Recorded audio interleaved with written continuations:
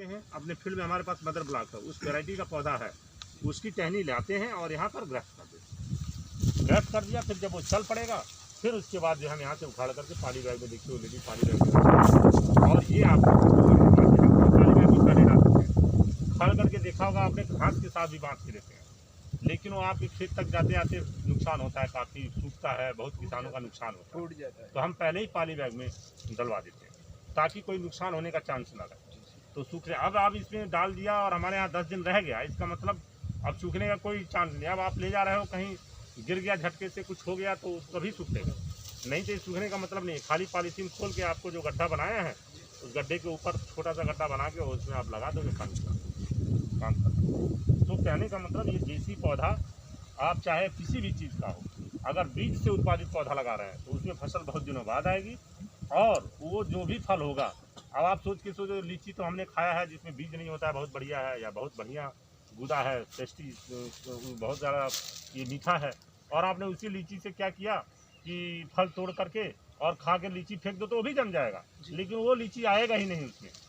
जब वो तैयार होगा, जब वो पेड़ बनेगा तो वो नहीं आएगा, उसका करेक्टर सब जेनेटिक सब चेंज होता है। ठीक है, आप ऐसे समझ लीजिए इस बात को कि जैसे कि माता और पिता होते हैं, तो माता और पिता के प्रेजेंट जो भी बच्चे आते हैं तो उन्हीं के बीच का उनका करेक्टर उनके अंदर होता है, उन्हीं का ब्लड ग्रुप के हिसाब से सब कुछ होता है, वही बात समझ लीजिएगा। अब उसमें क्या होता है, जब पौधा, मान लीजिए कि आम का पेड़ है, फूल खिलता है इसमें, तो दूसरे का पॉलन पड़ जाता है। जब पॉलन पड़ जाएगा तो करेक्टर उसका भी आ जाएगा। हमको क्या चाहिए, हमको तो इस आम का पेड़ है, मदर प्लांट है, ये जो बाँस से वृक्ष है, हमको इसी का केवल करेक्टर चाहिए। ऐसा करने के लिए उसी का कोई भाग काट करके अगर आप बना सकते हो तो हो जाएगा, तो पौधे में हो जाएगा।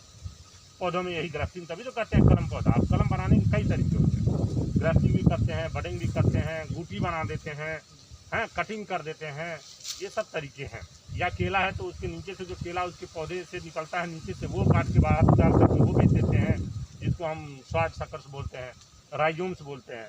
केवल पपीता में हमारी समस्या होती है, ग्राफ्टिंग नहीं कर सकते, कलम नहीं कर सकते, उसमें एक तरीका होता है बीज पैदा करने का, तो वो हम यहाँ साइंटिफिक तरीके से बीज पैदा करके फिर उससे पौध बना के आपको देते हैं। तो कहने का मतलब ये बात समझ में आ गई होगी कि अगर आप देसी पौधा, आपके घर में कहीं आगे पीछे पौधा जम गया, आप छोड़ देते हैं, आपके भी घर में होगा, मेरे भी घर में है, और उसको छोड़ देंगे तो उसमें वो चीज़ नहीं मिलेगी जो आप सोच रहे हो। आम हमने दशहरी लाया था, खाया और लगा दिया हूँ, एक दिन दशहरी निकलेगा, जब आप उसके भी इससे कर दोगे तो वो दशहरी नहीं निकलेगा, ये तो तय है। अब वो कैसा निकलेगा, ज़्यादातर तो चांस है ख़राब निकलेगा, अच्छा निकलने का चांस बहुत कम। तो सबसे बड़ा नुकसान तो यही है कि आज आपने लगाया और 12 साल बाद फल आएगा, 14 साल बाद क्या फ़ायदा है। दूसरा कि सबसे बड़ी चीज़ ये है कि करेक्टर जो इसका है वो वही सेम नहीं रहेगा, उसकी जो गुणवत्ता है वो सेम नहीं रहेगा। जो सोच के आपने लगाया कि दशहरी खाया हूँ, बहुत बढ़िया आम था, और आज के बाद जब भी फल आएगा, चलो कोई बात नहीं, सर ने कहा 12-14 साल बाद आएगा, लेकिन फल तो वही आएगा, नहीं, वो कतई नहीं आएगा।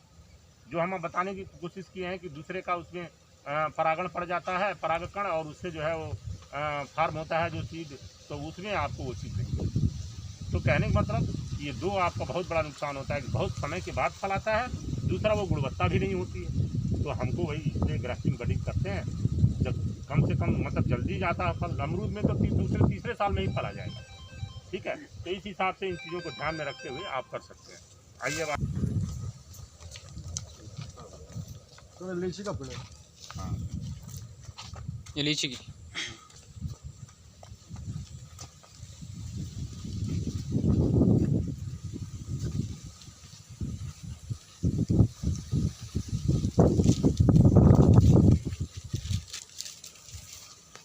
यही